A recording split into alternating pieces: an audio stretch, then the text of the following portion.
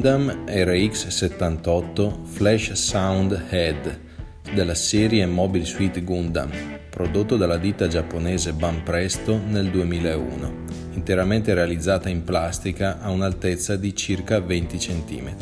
Questa realistica testa del Gundam RX-78 possiede un sensore di movimento che accende luci e suoni.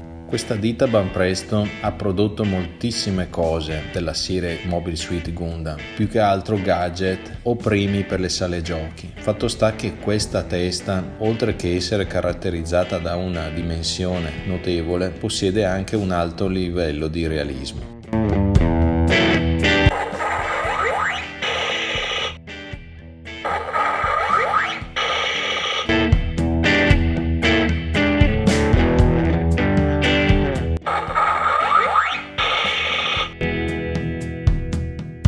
Mi è capitato di vederne spesso nei primi anni 2000, ma attualmente non ne vedo più in circolazione e non saprei quantificarne il suo valore.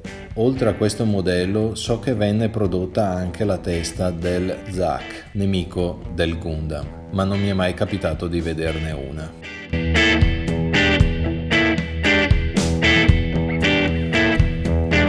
Gundam RX-78 flash sound head from the anime series Mobile Suit Gundam, produced by the Japanese company Banpresto in 2001. It is about 20 centimeters high and is made entirely of plastic. This realistic head of the Gundam RX-78 has a motion sensor that turns on lights and sounds. The Banpresto firm has produced a lot of things in the Mobile Suit Gundam series. In particular, gadgets or prizes for sale games.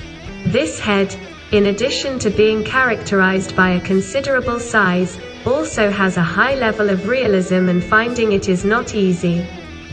In the early 2000s I happened to see them often, but currently I no longer see them in circulation and I don't know how to quantify their value. In addition to this model, I know that the head of the Zack, enemy of the Gundam, was also produced, but I have never seen any for sale.